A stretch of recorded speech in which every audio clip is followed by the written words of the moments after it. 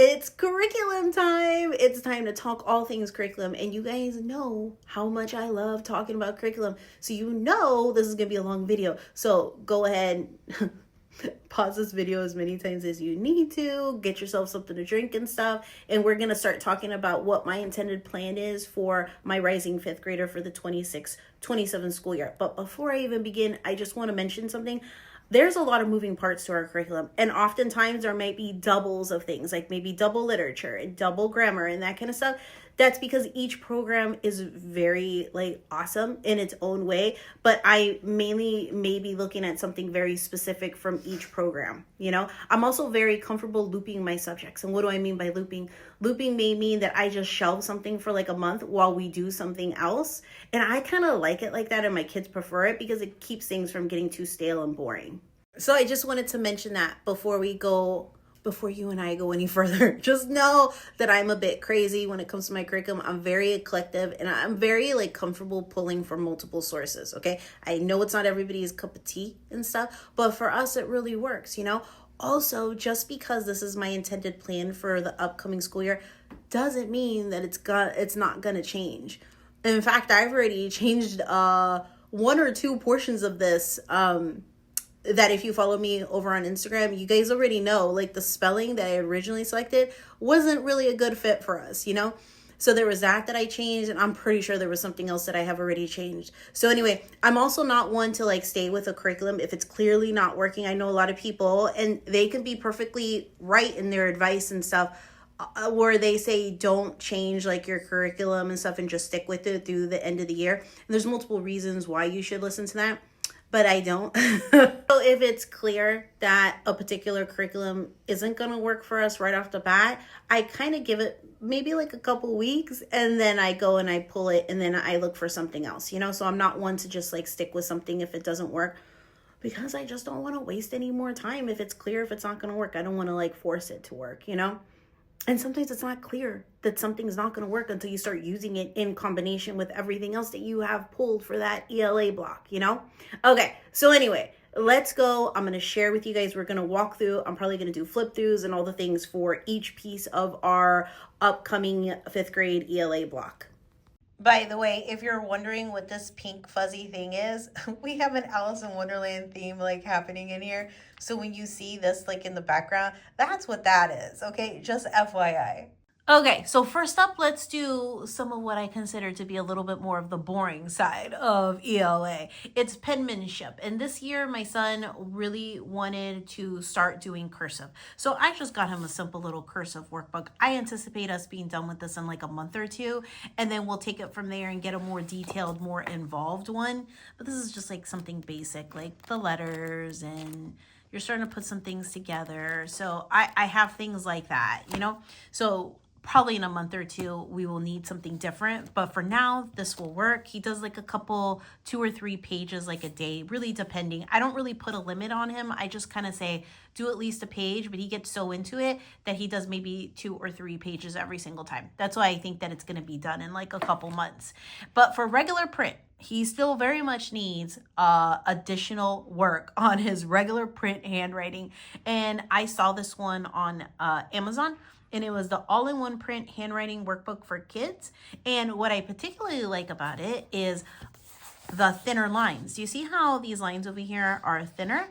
So sometimes when you see the handwriting books, the lines are really big, and my son has trouble with that. And so he prefers the smaller, more narrow lines like this, So this is it's just copy work, essentially. That's all it is. So you're going to practice doing your letters again. He's been having some trouble with his Q's, and his Q's and his G's have always given him trouble. So it's not a new thing. So he's going to continue to practice with that. And then there's copy work and stuff like that you can do for here. Now we do copy work as part of our regular ELA block too. So this is just something in addition to that, just something. Okay, so that's handwriting. So the all-in-one print handwriting workbook and a little bit of cursive. And this is from Memoria Press. Okay, let's talk about spelling. So for spelling, I'm actually using a couple different things. So what I was originally going to use it was Memoria Press's traditional spelling, and it just wasn't a good fit. I think it's a really great program, but I just don't think it was going to be a good fit for this particular child. So I need something that he can do independently, because there's other things that are kind of tied into our spelling, and I'm going to show it to you here in a little bit, but it requires one-on-one work. And so I am doing a lot of one-on-one work between my two kids. And so if there's something that I can kind of not necessarily outsource and be like hands off and stuff, because I'm still very much hands on, but if there's something that I can give to him for him to be able to do independently, then I would like to do that. Because at this point, almost every single portion of my son's 5th grade ELA is all one-on-one work. And I don't mind that at all. But there are times when work stops because I'm working with his brother, that I would like for him to be able to do something independently, like on his own. And he has no problem doing things independently. It just so happens that all the curriculum that I have that you're going to see, it's all one-on-one. At no point in any of this is it kind of like, oh, go off and you can do this on your own today or anything like that. You know what I mean? So I was looking for something for spelling that is rule-based, that there's something in there in rule. I'm not too much of a fan of random spelling lists. And so I was just like, you know what? I'm just going to get this. So the 180 days of spelling and word study for 5th grade. Oh, look, it opened up into a lesson, like right on there. I didn't even have to like flip through it.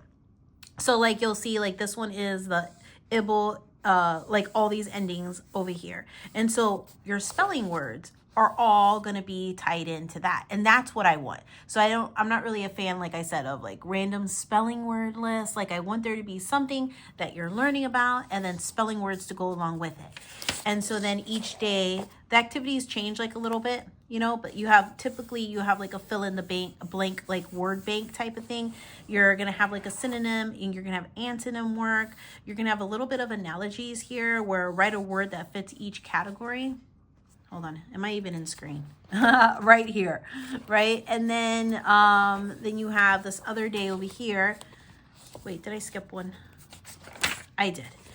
Okay, and then you have this one over here. Add a form of the in prefix to each word or root to create a new word. And then you have kind of like another fill in the blank type thing, and then another matching. So like the Latin word vis means see, and the Latin root odd means here. So use a word from the word bank to match each definition. I thought that's cool. And they do that for every single week. And then you have over here, use a word from the bank to complete the analogy. So love that. And then over here, so the next lesson, again, ant and ant. So you're focusing on that. You're seeing what that suffix means. And it's giving you the rule. You have a little bit of hint over here. And do you see that? Every single like word over here now is tied into that rule. So I was like, okay, this is great. It's something that he can do independently. It's something I can give for him to do while I'm working with his brother or doing whatever I need to do, you know? So that is pretty much the only thing that he's really doing independently. After I show you all of the ELA, you're going to get it. But that is pretty much the only thing. And it's just going to be that year. And I'm not opposed to doing one-on-one work or pushing early independence at all. It just so happens that all the curriculum that I literally have picked from all require parental involvement, like teacher involvement. You know what I mean? Versus when I share the ELA for my rising 7th grader, almost all his ELA is all independent. So it just really depends, you know? So this is essentials, and I have used this for at least 2 years. We've done all of level A, all of level B, and now we're going to be doing all of level C. So if you're not familiar with this is a conversation for another day. I'm just kidding, but it really kind of is. So I would say if you don't follow me on my Instagram account, you should. But at the very least, what I have like highlights up there, all on this and how it works and the different books and daily lessons and things like that. I think it's under the highlight that's titled capital LOE for Logic of English, you know? So anyway, go take a look at that under the highlights if you want to see like dailies. But so what you do is there's 4 books. And if you see at the top, it says guides 1 through 7. So when you finish with that, you go to the next book, which is book 2. Then you go through book 3. Then you go through book 4 at the level that you are going to be doing. So for level A, we would do this book. And then when you're done with this book, you would go to book 2. So lessons 8 through 16. And then you would go and do all of just level A. And then so on and so on until you finish all 4 books. And then when you finish all 4 books for that level, you would go back and you would do level B. And then you would do all 4 books at that level and then go back and do level C. So my son actually tested, I think, at a higher level when we first did it year 1, but I didn't want to do that. I just decided to just keep on with level A. And so then we did level A and it gave us a really strong foundation, and level B, we just kind of like zipped right on through it. And so now it's level C. And so that's what I'm going to share with you guys like today. All that to say, I'm going to share level C. And this is what I mean. When you get to so this is all levels, A, B, and C. You would do this. And then you have vocabulary specific just to level C, for instance. But hold on, I'm going to take you and we're going to, why not, right? Well, why not? Let's flip through to the very first one and I will show you what the very first lesson looks like. And I will walk you guys through it, right? Because why not? This is why we're here. This is the fun part. All right, if I can get there. Okay, so you see unit 1 in here, and then it tells you what you're going to be focusing on over here. And then when you see, again, when you see all, that means everybody does it, regardless of your level, A, B, or C, you know? And so this is, let me rewind. This is grammar, this is spelling, and this is like vocabulary all in one. Now it does say reading because there's like a reader that goes along with it, but I've never used it. And frankly, I feel like you can find better elsewhere. Do a separate reading program if you want to do like a literature program to go along with it, which is what I'm doing. But it is there and available if you want it. So here you go. So you have level 1, right? And it's going to walk you through it. Some lessons, so this is split up. This is a 5-day-a-week type thing, but you can totally consolidate it into 4 days. And you can even further extend it into like 2 weeks. You're obviously intended to finish 1 level in 1 year, but from forums and Facebook groups and people I've talked to, that is totally not the case for the majority of people. The majority of people, especially when you start at level A and as you're learning the flow, can take 1.5 years, 2 years to do level A. And that sounds pretty accurate because we spent about 1.5 years level A, and then we literally flew through level B, and it was like less than 6 months, and then we were done, you know? So anyway, so I plan on using this for some grammar and some spelling. And again, it's going to be one of those things that we loop in and out of. So it's not something that we're going to be doing every single day. This is something that I expect for us to do the majority of the time to do. But we can always shelve this, and then we can, for a good month, hit this hard and then pause it and then come back and do this for a month and so on, you know, like looping it out. So anyway, so you have that. And then it's very scripted and it walks you through everything and it tells you what to say and what you're going to be working on. And it's a lot of review, like what's a consonant, what's about, remember, this is the very first unit. So it's going to advance, you know, as you go through the different lessons. So it's scripted, and I know it looks like a lot of text, but it's because it's telling you what to say. And then it's going to just it's going to keep moving forward. Okay. And then you have the spelling rule. You're focusing on the QU. And you know that the U always goes with the Q and so on, right? And then you're going to be doing some word building. You're going to have a little bit of an intro into spelling analysis because this is the very first lesson of the unit. And so afterwards, it's not going to be as repetitive because it's going to assume that you already know how to do this stuff. And that's what all this is. It's just kind of like introducing you into how to approach the spelling list, because here's a spelling list for level A. And what I like about it, and I think what makes Logic of English Essentials so special, is because when they're teaching you a grammar concept, they're tying it into your spelling words. And that's what I like. So anyway, so this is the blue one for level A. See, level A. And it's giving you the word list for that. And yes, it looks super easy at first. Fast, bend, hand, back. It does pick up. And then you usually have 15 words. And then spelling analysis tips for levels B and C. Because they assume you already did level A. You don't need that much of an intro. And so you can just review it really quick with your student. And then here's a spelling list For level B, so skunk, piglet, kitten, rabbit, mitten, pumpkin, banquet, splendid, grand, drab, and then timid, vast, velvet, damp. And then for level C, now you have contest, conflict, content, contract, abstract. So in case you haven't noticed, one of the big spelling things for level C is going to be the con, what the meaning of con means, and abs. So you're going into root word work and Latin root work and Greek word parts and things of that sort in level C. And that's the level that we're going to be doing. So you see how their spelling word lists are going to be attached to the grammar concept that you're learning about. And in this case, it's going to be word parts.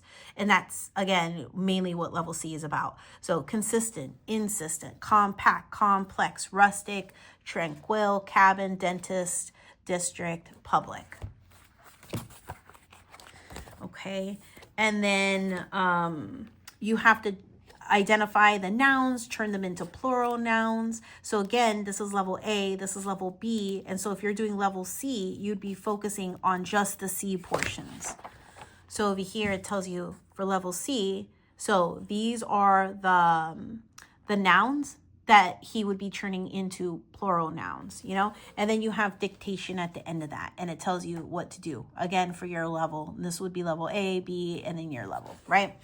And then for part 4, which usually means day 4, now you can see where this is all tying in with the vocabulary. So you have prefix, root, and suffix, and you're focusing on what a root word even means, and then what a prefix is and what a suffix is. And then you're going through these right here. Con, what packed means, and then there's more over here. Tract, flicked, tent, plex, cyst. And it's going and it's giving you examples and it's scripted and everything like that. So that is what that looks like. And then here's your abs and abs. Remember those spelling words? And then your dictation over here for over here. And then see here, this is level A. So you would disregard it if you're doing level B or level C. And then for the final part, day 5 is always just a review. So again, something specific for level C. So this is what everyone would do. And then here's level C that you would be doing. And then you go back through the spelling word list or do dictation and then check their spelling for that. And that would be 1 week's worth. And then unit 2 is basically the next lesson, whether you finish that in 4 days or whether you finish that in 2 weeks, you know, but then you go through and you just kind of like review a lot of the stuff because you'll notice all. So if you've been doing level A and you've been doing level B, this is now your 3rd time looking through this, you know, but I don't mind repetition at all. Repetition is great, especially for this particular student of mine. Repetition is amazing. And so now we're focusing on this advanced phonogram with the double E as in matinee and fiancé, because I believe these are French. Yeah, French. And so it's talking about why you will see those at the end and why we put an accent over one of the E's, you know? So anyway, so that is essentials. So the expectation though is that your child is already a fluent reader before you get into this. So if your child isn't a fluent reader, they have Logic of English Foundations. And that looks to be like a really great program. I personally have never used it, you know. But anyway, so we're using this for some spelling. And with that spelling naturally comes some grammar tied in. And grammar naturally is tied into like the vocabulary. So as we're learning like the different word parts and stuff. But you can see this is not something that they do independently. This is something that requires one-on-one work with the teacher / parent, right? So that's why I'm going to rotate this in and out. So for like a solid month, we may do this, right? For a solid month, we may just do this, or he may do this in addition to doing this, you know? It just really depends. What we have done in the past and what I've actually really enjoyed is this phonetic zoo. And so I could have continued on with the different spelling list in here. And I think that that's a really great option. But again, it's something that's, you know, it involves parent and teacher to be able to do it. Now they do have a CD, and so you can just plop them like in front of a CD player and they can just press play and they can be very independent when it comes to that, you know? But when it came to me trying to figure out which method I wanted to do and where I wanted to devote my time, this one won out because this one is just a lot more in like depth. There's a lot more meat to this program versus the Phonetic Zoo. This is from IEW. And this one is just about memorizing spelling rules and then you're spelling wordless. But there is no grammar. There is nothing else like tied into it, which there's nothing wrong with that, you know, and it's a very affordable option. I think it's like $20 or so if you don't get the CD versus this, by the time you go and invest in all 4 books and the flashcards and all the things you need, not even to mention any kind of video component because they do offer video lessons and stuff, you're looking at a minimum of $400. You know what I mean? So it's an investment. So again, we did use it for level A and level B, and it just makes sense for us to finish with the level C. And so we're going to do that. So we're doing that. But this is also, I just want to say again, for IEW, a really good option, especially if you're just looking for a spelling list, like that is rule based. And that's going to give you a cute little jingle to try to remember, you know, which most of the time they will have like a cute jingle to try to help the student like remember the rules, like I before E except after C, and beware of the, gosh, what was that jingle? Now it's going to bother me. I think it was the very first one. Oh, here it is. All right. I before E, except after C, as in cockatiel, grievous, and deceit. Watch the few exceptions, because there are exceptions to that rule and stuff, you know? So anyway, my kids have enjoyed it. I did it at one point with both kids, and you can do it family style if you want. So one child can be doing this list, another child can be doing this list, another child do this list, and so on and so on. So it is a good option, and who knows, maybe you'll see that I have to tweak and adjust, and maybe we go back to this, and we do a different list this time around, you know? So maybe we will. I don't know what the future is going to hold, but this is my intended plan, is that we do one-on-one work with us. What's really awesome about this is that everything is off the page. So if you're a big off the page learner and stuff, and you have a lot of Jack and Link stuff that you like to use with your off the page learning and stuff, this is amazing. It's like the two were meant to go together, because essentially everything is taken off the page because you have to, because this is like the teacher's book, and there is a student workbook. But the student workbook, let me tell you, is nothing like to be happy about. It's just black and white. The pages are very flimsy. There's nothing exciting at all about it, okay? And so it's perfect to pair together with your Jack and Link stuff, okay? So anyway, so we have that, and we have this, and that is our intended spelling and vocabulary study. You'll notice I haven't said grammar, even though this naturally in level C is going to have grammar tied into spelling and vocabulary, but this is not going to be our main grammar curriculum. And I'm going to show you that here in a second. But before I leave this whole discussion, I will say, if you're doing levels A and you're doing level B, heavy in the grammar. I would say that 75% of the curriculum, level A and B, is grammar. And then spelling is just a side component to it as examples of the grammar rule that you're doing.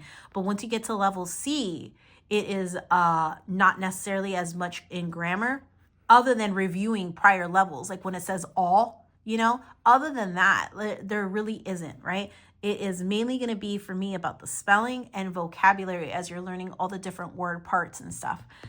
Okay, my goodness, that was a side trail I did not expect to go down, but I'm glad we did. That's why we're doing it. That's fun.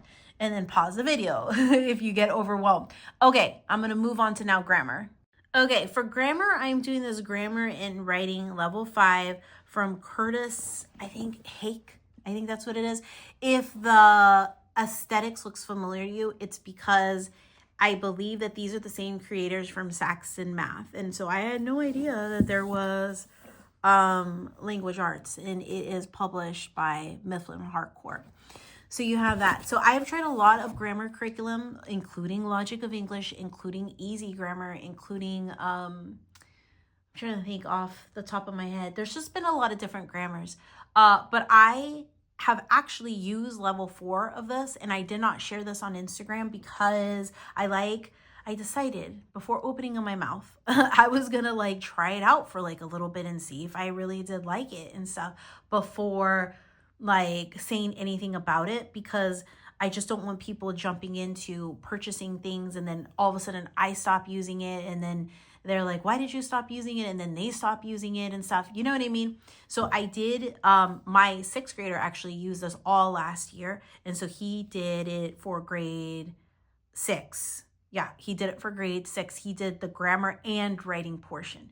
And so I used this for a little bit with my youngest in grade 4, and I really, really liked it. So grammar and writing, it's a very straightforward, and I'll show you the table of contents. It's just literally very straightforward. But what I like about it is that it's going to cross over into the writing, which I will share in a little bit. So with the grammar portion, here's a table of contents.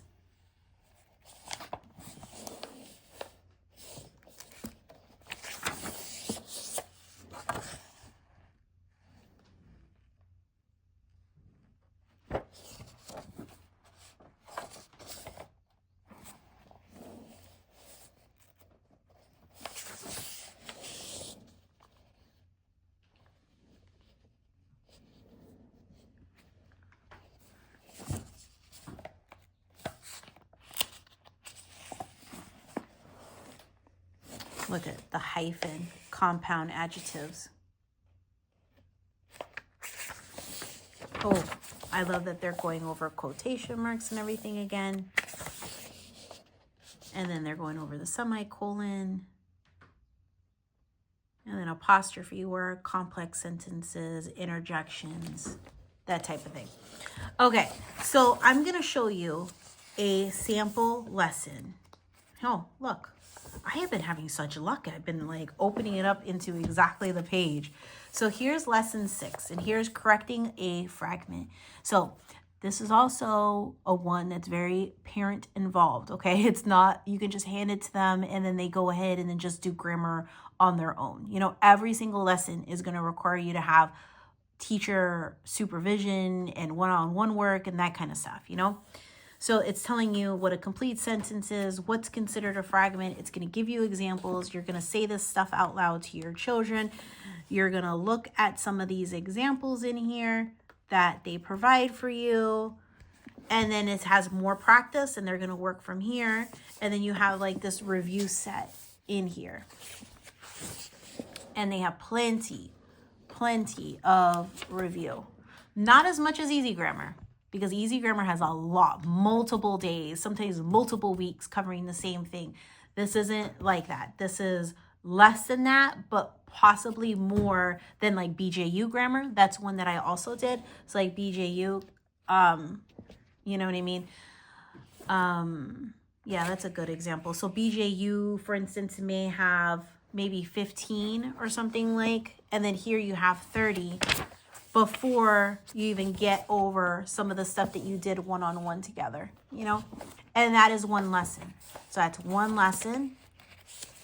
And then I'll show you, and here's the next lesson. So here's lesson 7. Here's action verb. Oh, and I almost forgot.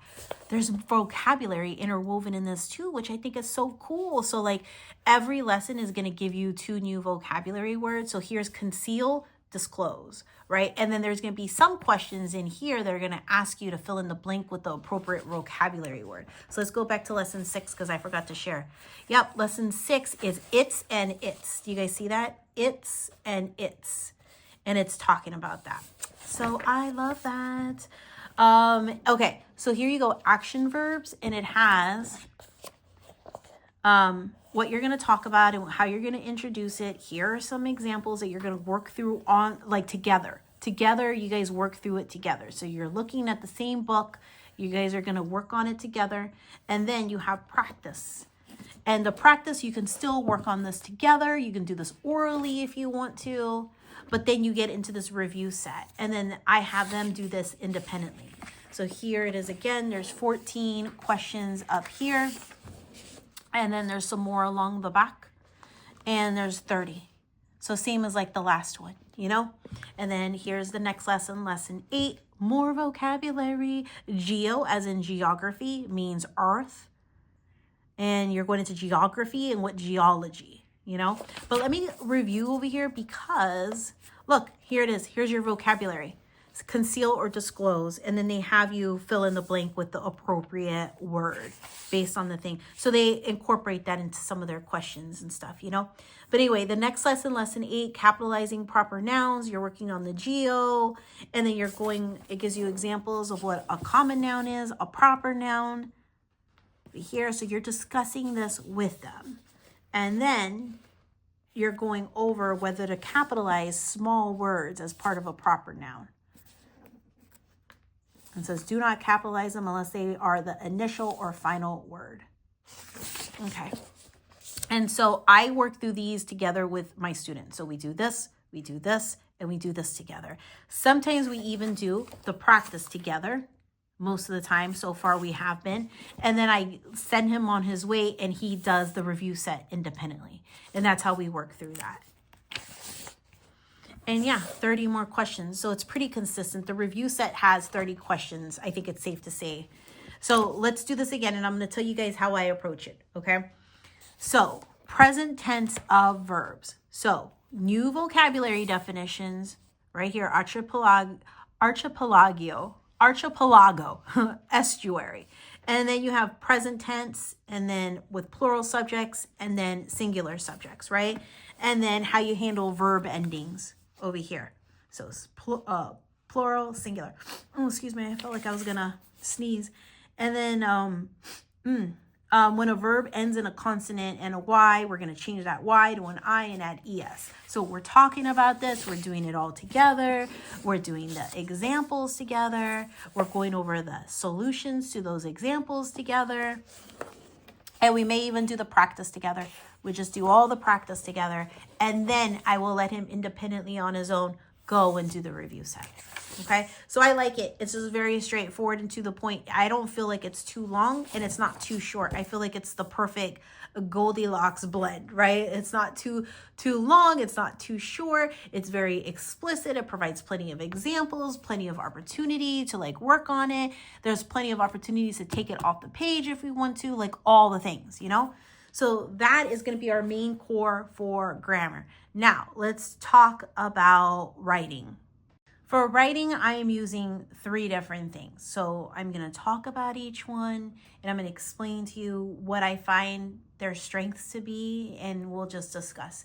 So grammar and writing, obviously it's going to be tied into the grammar portion. It's going to line up really nicely. The writing is more structured towards how to do opinion writing pieces, expository writing pieces, argumentative papers, book reports, like things like that. So it's that type of writing, but it's also going to break it down for you. And the way they break it down, I really like. So I'm going to show it to you here in a sec. So let's do the table of contents first so you can see what we're talking about. So you're going to work on some, I'm like, what am I, hold on a second. Am I in the teacher's guide? Oh my gosh. Hold on a second. I'm in the teacher's guide. See, I knew it. I was like, something doesn't look right to me. I was like, what is going on? Why am I seeing grammar? All right. So here we go. Here's a table of contents for the writing. So you have what a sentence is. You have several lessons on paragraph building, and then you have several breakdown lessons on different parts of the essay, like the 3 main parts: an intro paragraph, your body paragraph, concluding paragraph, transitions, brainstorming, putting it all together, evaluating, topic sentences, and then you get into writing a persuasive argument essay. And then you're going to be writing that for several lessons, developing a strong thesis statement, things of that sort. And then here you go. And then you have expository. Now, I will say the very beginning portion of this is all the breakdown. What is a complete sentence, fragmented sentences, breakdowns of paragraphs, how to write an essay, how to write an intro paragraph, your transitions, how to brainstorm. But then after, after lesson 14, so starting at lesson 14, now it's nothing but writing papers, Okay, nothing but writing papers. That's it. So you can break this up however you want. So you can go all the way here, get to this point, stop, take a breather, do something else, loop something else in for like a little bit if you want to. But then it's literally just writing papers. So that is going to be, you're starting off writing an argumentative essay, right? Then you're moving into an expository essay, then personal narratives, then descriptive essays, then an imaginative story, a response to literature, research paper with the working bibliography, research paper, and then you're going over here into idioms and proverbs. And then it's got more practice lessons over here. But you can see it's just paper, paper, paper, paper. So I am not going to be doing it that way. We're going to be doing a paper, take a break. Come back, do another paper, take a break. Come back, then do another style of paper, take a break. I might also interweave additional practice in that area. So for instance, if we just finished doing a descriptive essay, we may continue to do more descriptive essays for a while until I feel like we really got a grasp on it before we come back and circle back and do an imaginative story or response to literature or so on and so on. We may do several informative essays. You know what I mean? So that's the way I plan on approaching. Oh, let me show you what it looks like. So, and again, he did parts of the grade 4 because I found this halfway through his grade 4. And so we've been doing some of that. But see, you go into lesson 1, what is a sentence? Combining sentences, how to make them richer. And by the way, this is the same flow as the 4th grade. It's just a little bit more detailed. I feel like a little bit more of it, you know, how to write your sentences a different way, how to use active voice instead of a passive voice. And you have a wordy sentence and a better sentence. And then it's going to have you rewrite the sentences below into a shorter, more direct way. And then it gives you some sample sentences to work on. And then you're combining these sentences to make them more compact. Okay. Now you start getting into paragraph building in the very next lesson and what a topic sentence is, identifying topic sentences, eliminating irrelevant sentences, and combining sentences still. So now you're still combining sentences. What sentences can we combine? And then that's it for that lesson. And then you're still working on paragraphs over here, arranging the sentences in a logical order that you would want to present that information in. And that seems to be the focus for that lesson. Yeah. And that's what you're working. And again, combining the sentences, eliminating things that don't have to do with your topic statement. You know, and that is pretty much how it's going to go. And it's going to walk you through that until, again, you get to about lesson 14. And then it's going to be essay, essay, essay, essay, essay, and different types of essays, right? So that is my plan and how I plan on breaking it up. So this is going to be like my main structure for formal writing, like how to do like specific papers and stuff, you know? So that's what I'm using for that. And then of course I'm using, this is not new to you guys who follow me on Instagram, structure and style. So structure and style to me is more of a focus on note taking because you have to like take down notes on what you're reading and then put that into intelligible summary and how to do that. And so that is mainly how I view this curriculum. So I know, and I believe that they have other programs. Oh, and I'm doing 1A.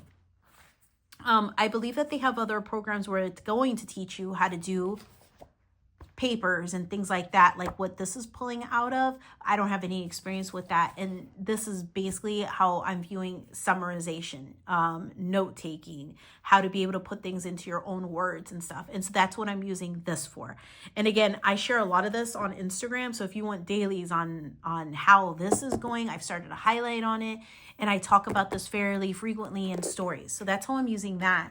But then I'm also using Writing with Ease. So Writing with Ease is giving you short little excerpts from stories or poems and things.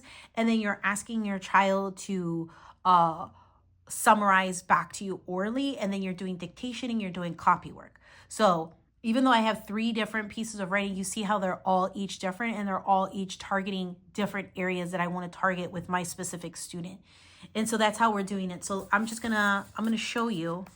Oh, I didn't have luck this time. I didn't have luck where I opened it up to like the perfect page.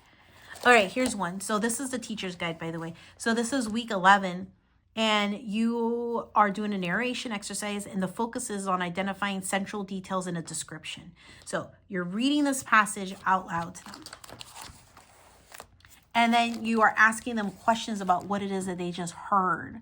And so for me, exercises in focusing and paying attention and stuff is very important to me, and something I specifically am trying to target and work with my rising 5th grader, you know? So I know that we're starting at level 2, and I could have done it at, level 3 if I wanted to, but copy work, dictation, all these things, it's all fairly new. And so I wanted to start at level 2. And then, there's no race to like the finish line, So that's what I'm doing. And it's a really great mesh. We don't take longer than 10 minutes doing this. It's a very fast in and out. Now, I don't know if that has to do with the fact that my student is older, going into 5th grade or in 4th grade when we started doing it. I don't know what the typical timeline is for maybe a 3rd grader doing this. I have no idea. But with us, it literally takes less than 10 minutes, maybe not even 10 minutes. It's a quick thing. I read, most of the time is spent on me, like reading the story. And then you come back over here and it's scripted. And what month did the story take place? What kind of noise shattered the piece? And you're asking these questions of things that they should have been paying attention on and listening to in these short passages, right? So there's these short little lesson bursts on focused attention, And so then I go and I ask them those questions, and then we work with summarizing it. So I know this also is working on the same concept, but it's different because they're looking at a passage and pulling things from it. With this one, it's more of an auditory thing. It's more listening. They're not necessarily looking at the passage. It's more auditory focus learning, So then I'm asking them those questions, and then I'm helping him put it into a written summary, And that was day 1. And then day 2 is basically copy work. So we have a passage from the excerpt that we just finished reading, and we do that. Then it's like this dictation exercise. It's that same exact sentence, except you don't get to look at it. I'm telling it to you, and then you write it down. And then day 4, it's another narration and dictation, another reading of a small passage with scripted questions that they should know from having to focus and pay attention to that short reading, and then working with them on summarizing.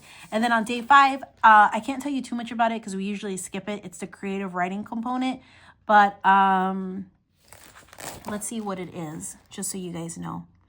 It says, listen as I read the description of Cruella de Vil and her car from an earlier lesson. Using the description you just heard, complete the illustration on student page 76. You'll need crayons or something to color with. If you like, write a sentence describing something expensive you would buy if you were as rich as Cruella de Vil. So it's just kind of giving you creative writing prompts just to get more additional writing in with your student if you want to. So anyway, that's why I'm using 3 different writing curriculums. They're all hitting different core things. For me, my goal with my rising 5th grader is we're really hitting auditory listening skills hard, and we're also focusing on writing. And that is my main goal. So anyway, so what did I share? I shared this, and then I also, and then I also shared this. So those are the 3 things that I'm using for writing. And before I leave, I will just say there is the answer key guide, the one that I originally started sharing with you guys until I was like, wait a second, something's wrong here. So this is going to be your answer guide for the writing portions and for the grammar portions. So it's just, if you want it, it's a separate purchase, and it's, the teacher's guide.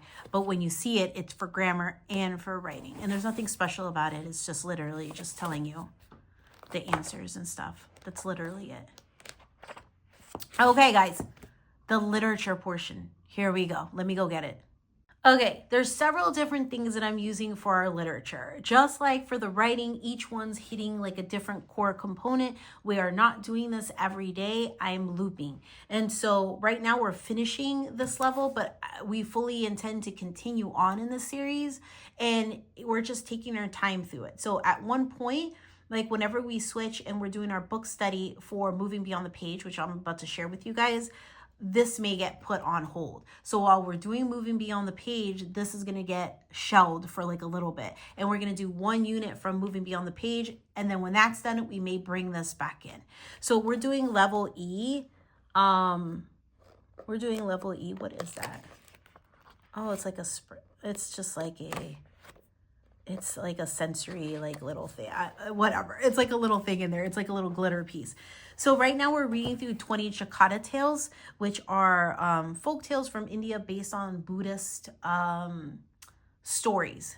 And it has been really interesting, very entertaining and stuff. And so what you do is you read a short story from here, and then you get asked questions, and you have to orally respond back, because again, we're working on our auditory and focusing and listening skills and stuff. So we're doing that. And then I'll just share with you what that looks like. Okay, so here's one of like a lesson. It will tell you what to read. So you're reading here. Let me do one of the forward ones. Hold on a second. And by the way, this isn't the only book that you're going to be pulling from. There's other books that you're also going to be using, but you're going to be reading this for a good 3 weeks, and that's what we're on right now. We have like 3 weeks worth of lessons, but you can see later on, you're going to be reading from the DK Illustrated Family Bible. Now, this is a secular curriculum, okay? What I consider to be a secular curriculum, but that doesn't mean that we're not learning about other religions. You know what I mean? Like, they're not advocating for any one religion in particular. There's no scripture work. There's no scripture copy work. There isn't anything like that. But what we're doing is we were learning about Buddhism. We were learning about Hinduism. We were learning about Christianity. We're going to be learning about Judaism. We're going to be learning about, what else is there? There's another, I can't remember the other religion. But anyway, so you're going to be pulling stories from here, and then they're going to talk and ask you questions about it. But anyway, let's just stick with this. All right, so this was a picture book that we had to read. So this was not part of this. First, we spent some time learning about who Buddha was, right? So it tells you like what to read, what you're going to be doing in here. Here's like some footnotes and stuff. You're going to have vocabulary, and then you have writing activities. Do you always have writing activities? No, sometimes it's more of a matter of like copy work or dictation or narration and stuff. But I would say 75% of the time you're going to have some writing activities. So here you have sentence completion. So you're going to be working with somebody wanted but so then. It uses a lot of the writing revolution philosophies and writing techniques and stuff. So you're going to use a lot of somebody wanted but so then for summarizing work. And then you're going to be filling in the blank over here first, next, finally, and you're going to be working like that. And then that's it. And that's one lesson. And then you have some dictation over here. All right, so let me like fast forward a little bit into some of the Chakata tales. Maybe one that does, see, this one has paragraph formation as your writing activity, and of course vocabulary that you're going to be working on, and somebody wanted but so then. Here's the fairy and the hare. So here's oral narration. So you can see writing activity is none. You're just working on oral narration. You have your vocabulary. This is the story that you're going to be reading, and you're going to just focus on scribing their narration and focus on a complete narration. And then after they finish their narration, you ask your student these questions, and then you have dictation, and then you have some memory work, you know? And that is the flow of this. So I actually didn't know, like, what do I call this? It's our literature, but it's also / writing. But let's look at this one. So this is from the DK Illustrated Family Bible. You're going to be reading the story of the Lord's Supper. Jesus is arrested. So again, it's done in it's not asking you to do, like, it's just educating you on the different religions. Okay, so it's not advocating for any one particular religion or anything like that. It's just you're just learning and exposing your child to different religions and beliefs and things of that sort, you know? So anyway, it's giving you an account in here on what's happening. You're going to have vocabulary, and then look for your writing activities. you're going to do some paragraph formation with sequence words, and you're going to do important events during Holy Week. And you're going to work on transition words for these events that you're going to put in order. And then you do have dictation in here from passages within the story.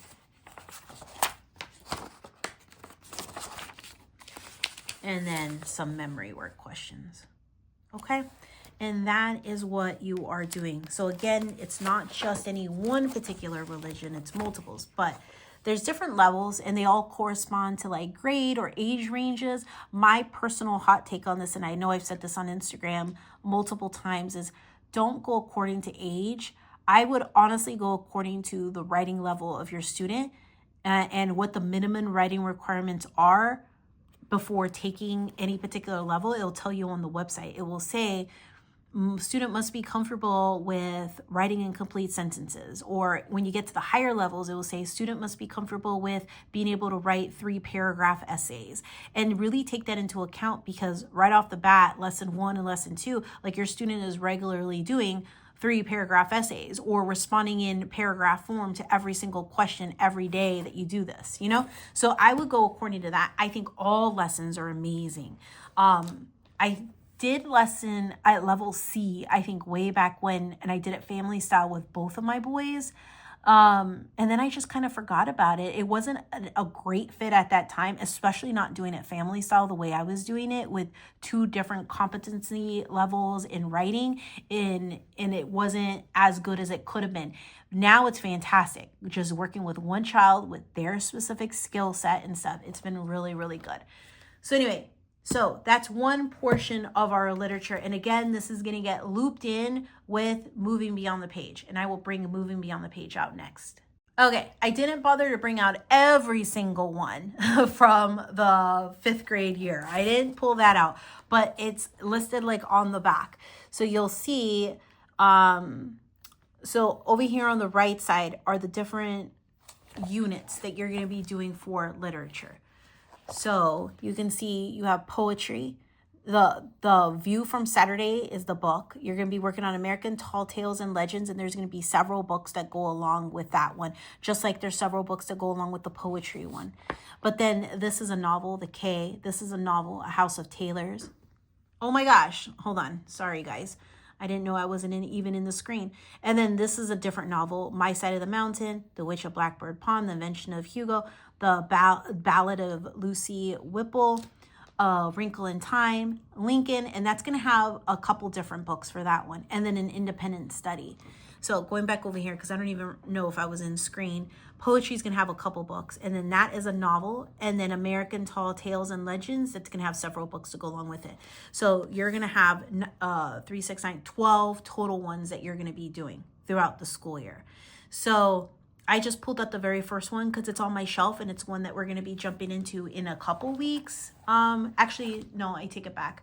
Yeah, probably in a couple weeks, because we're going to take a break from exploring the world through story, and we're going to rotate that out, and then this is going to take its place. And then when this particular unit's done, you guessed it, you know what I'm going to do. I'm going to take that out, and then we may work on this for a couple weeks, and then you guessed it, rotate this back in and move on to the view from Saturday and move on to that one.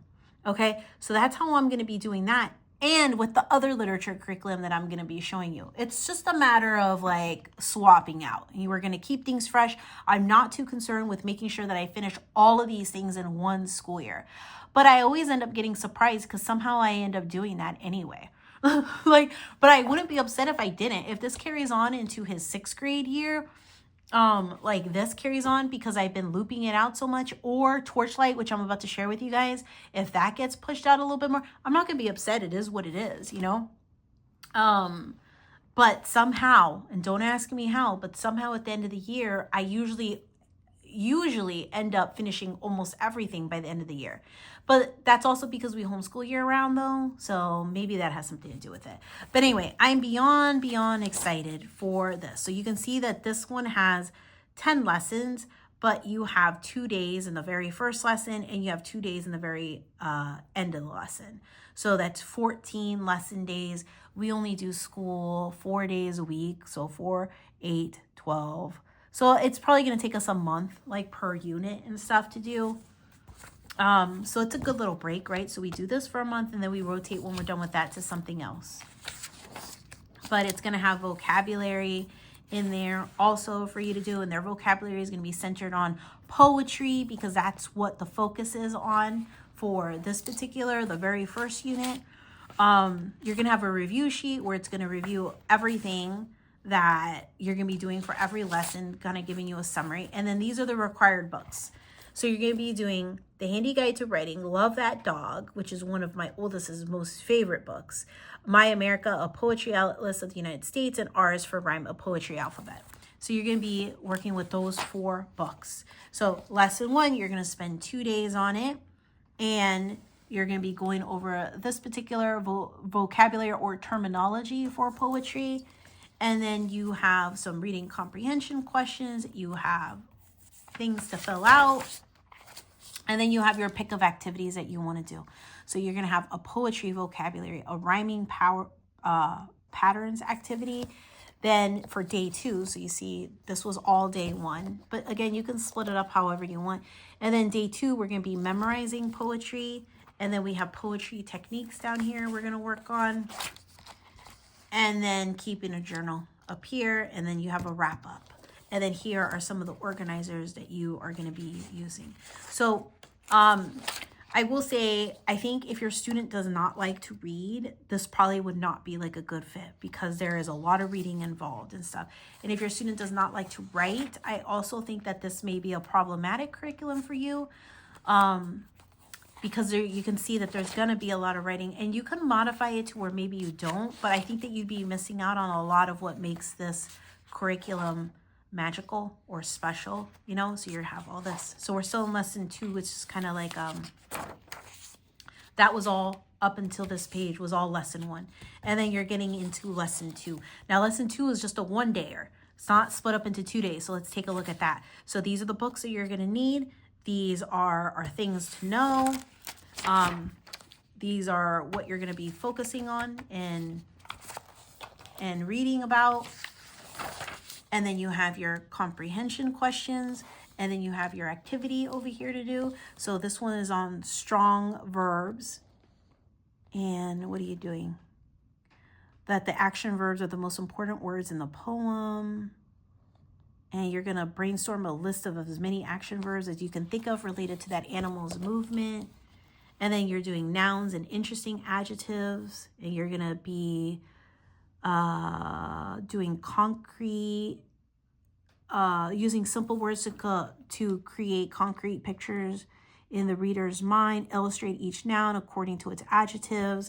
And then you have end rhyme activity in here that you are gonna write an end rhyme poem for your journal. And then poems for the wrap up, you're gonna review the different parts of speech and learning about the Northeast. And then you have your graphic organizers in here.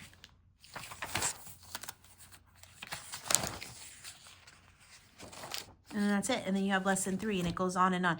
But this is one that really lends itself to students who are really strong readers or really love to read. And then I also think writing, where writing isn't as much of an issue. So I feel like if you have to pull teeth for writing, this one may not be it, because part of what makes Moving Beyond the Page special is their higher level thinking questions when it comes to like their book study, their writing component, and the depth of the books chosen. Do you know what I mean? So anyway, so that's that one. And again, I'm going to show you the back because I don't want to bust them all out. I have them nicely organized, like on my shelf, and that's where I'm going to leave it. And honestly, I haven't even gotten all the books for everything. I'm just kind of going in order. So right now I'm gathering all my books that I need for this very first unit. Then when I do have that book. But the American Tall Tales and Legends, I haven't even sourced those books yet. That will come whenever it gets closer to my, like where I actually do it. I did get some of these books and I already own some of these books, but a lot of these units also require other books as well, you know? So I haven't sourced that quite yet. Okay, so there you go. So that is Moving Beyond the Page. That's the very first unit that we're going to be doing, the very first one on the list of lineups. So I could have probably started on any of them. I don't know. This is my first year where I'm actually dedicating an entire school year to Moving Beyond the Page. So I don't know. But in the past, I have used bits and pieces of specific grade levels individually on its own. So for instance, if we're doing My Side of the Mountain, I may have pulled that for my older son and he would have been doing it independently or whatever, you know? For this particular student, we have never done any moving beyond the page ever at all. So I just wanted to start with poetry. So anyway, there's that. And then I have one last thing. Torchlight. And again, if you're on Instagram, this should not come as a surprise to you. I absolutely love level 5. Now, I've never tried any other literature guides or ELA portions or curriculum picks at all from Torchlight ever. This is my first one, but I absolutely love. And we started this last year and we did it family style and we read maybe 3 or 4 of those novels and they were each one of them fantastic. And I know once we start reading this one, my oldest he's gonna want to join because all the books have been really, really good. But we did not finish it last year and I decided to just use this as our one-on-one literature with my rising 5th grader. And so then that's what we're going to do for some of the books that we haven't read already. So I'm not using every portion of this. And I think there's other accounts that are going to do a better job of highlighting that. And Homeschool Bel Air is one of them. And she's the one actually that introduced me to this and I absolutely love. And so I will link her down below in the description. You can go check her out. She does a way more thorough job. I'm just going to kind of show you how I plan on incorporating and what portions of this curriculum I plan on implementing. Now, again, so much of this is really good. Their social studies unit is fantastic. There's a lot of talks in there on racism and stereotypes and things like that, and just a lot of eye-opening conversations, which we are going to do. I'm just going to be doing it family style, and I'm going to be treating it more like a unit study type of thing whenever we're, again, looping and taking things in and out of, you know? But some of that stuff, maybe it carries on into the next year, you know, as long as we get it done. That's all I'm worried about because every single portion of this is really, really good. The only part I can't really say anything about is the science part, but they do have, so this is like a full curriculum, like it's a full thing and they tell you like what to do for science and they give you science activities and there's science prompts and there's like videos and there's like a whole bunch of, there's a lot more to this than just what I am going to show you. So just know there's a lot more to this other than what I'm showing you, but I am just focused on the literature portion of it.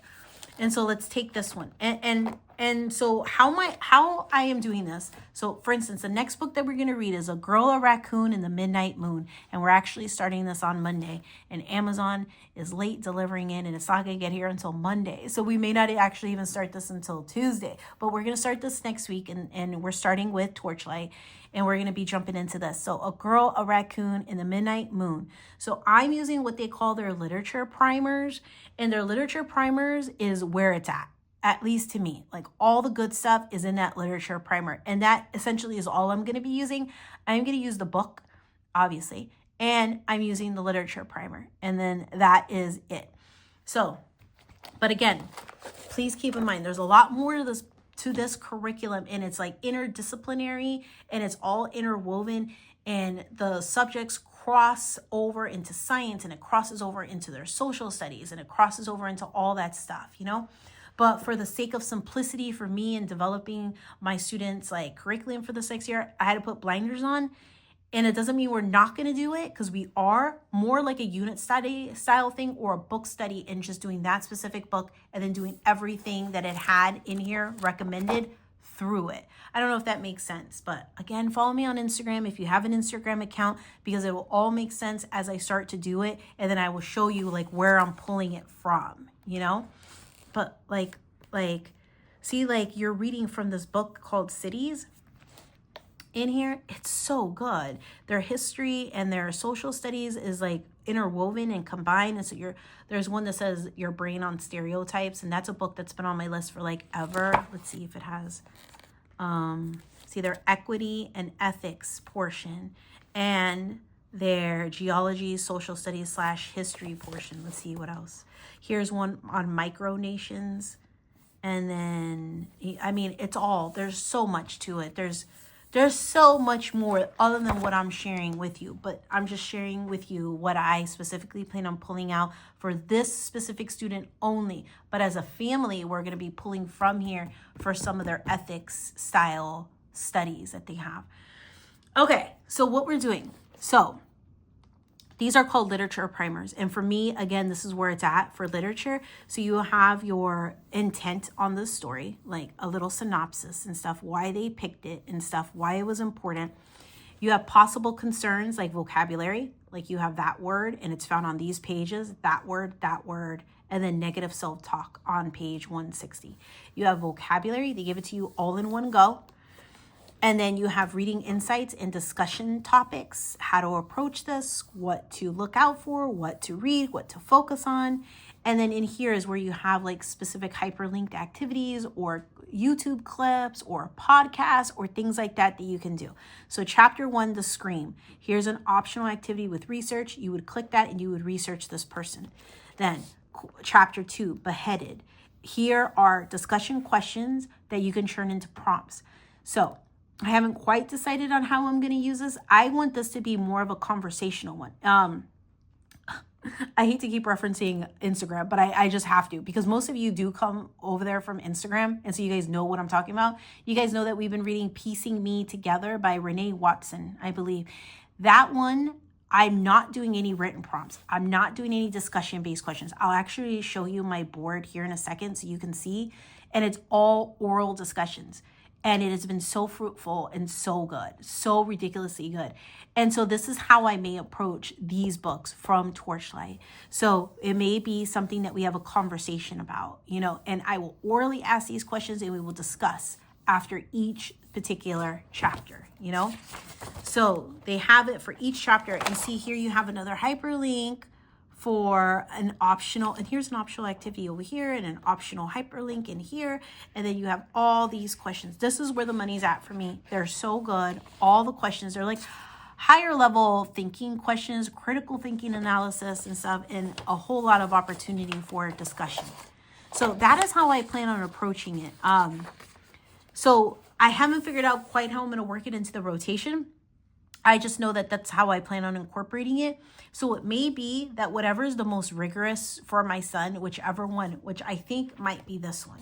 So we might be doing this one and he does this. And after he does this, we may transition into doing the next book on our list from here. And then when we do it here, it's more like a low effort output, but the input is going to be high level. Does that make sense? So in here, we're literally just listening to a rich story and having really great conversations, but we're still getting in that higher level thinking, the critical thinking analysis, the conversation, the awareness, and we're still getting that in. But it's a low output for him in terms of writing or in terms of anything. So that may be the way I rotate it. So we have this, then we transition to this, and then we transition into this, you know? And that's the way we're going to do it. Now, I am ahead of the game a little bit in here because, again, we already read about 4, maybe 5, I think, of these books. And how many books are in here? You have 1, 2, 3, 4, 5, 6, 7, 8, 9, 10, 11, 12, 13, 14. There's 14 books, and I think we have read 4 of them. So I'm a little bit ahead of the game because we already read some, so we're not going to be doing those, you know, and we're going to be skipping that. I actually think there's 13 because that's from the book club reader, and I don't think you have to read that one, but the other ones, yes. But look at their book list for geography, social studies, and history. Like it's all really good. And let me show you the ethics. Here, I don't know if I was in the screen, but here is the geography, social studies, history. Here's the science readers that you want if you're going to be doing science.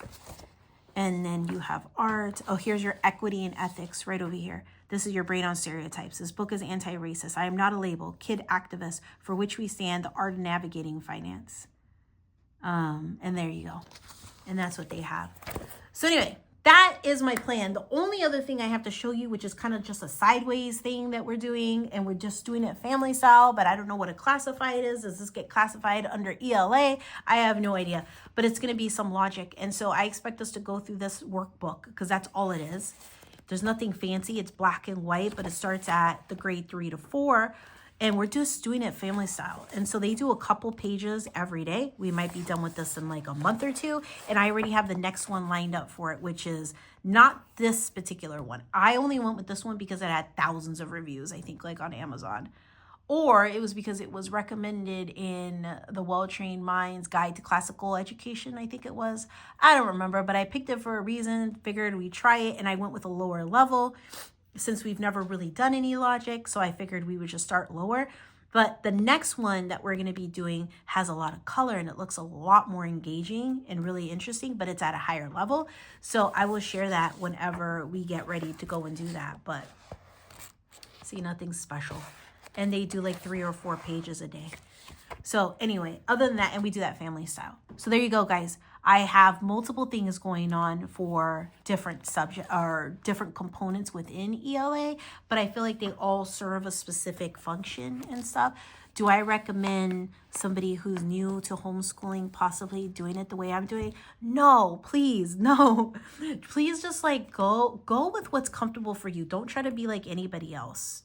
Like, you know, pull whatever useful information that you feel that you can incorporate in your homeschool with whoever you're watching, but always follow your own gut. And the right answer is always the right one for your family. Just because this is what I'm doing with my family doesn't mean that it would be a good fit for yours and vice versa, you know? But anyway, my voice is now tired. So there you go. Those are my picks. And I don't honestly see myself like fixing too much. I may have to tweak maybe something here and there, but not too much. And the ones that I'm most excited for are the Torchlight and the Moving Beyond the Page literature units. Those, I can't even begin to describe to you how excited I am, you know. Also, his science, I'm super, super excited about. That's going to be in a later video. Right now, we're still working our way through our old science so that we haven't switched over into our new school year yet. But we should in a couple months. And I can't wait to share with you guys what his particular science curriculum is going to be. So if you guys are interested in seeing what daily lessons of this looks like and how I incorporate it and all that stuff, follow me on Instagram, because over there I share dailies like this is what we're doing today and this is what the lesson looks like and blah, blah, blah. So make sure you follow over there. All right. Bye, guys.